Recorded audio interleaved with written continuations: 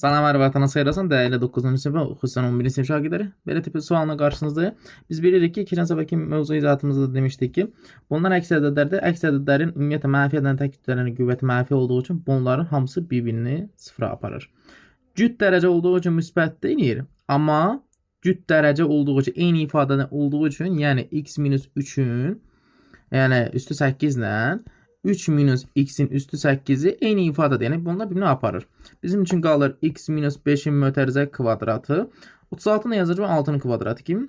Aşağıda da x kvadrat minus 14x plus 33. Yəni hansı ədəddən cəmi 14 hasili 33 eləyir? Təbii ki də x minus 3 ilə x minus 11'in hasili. Buradan da sadələşdirmə yuxarıdan kvadratlar fərqi düsturuna görə x minus 5 minus 6 x minus 5 plus 6 kimi yaza bilərəm. Aşağıda da eyni ifadə qalır. X minus 3 ilə x minus 11. Sadələşdirmə yuxarıdakı ifadəni indi təzən çevirmə aparanda x minus 11'in özü qalır. X plus 1 qalır.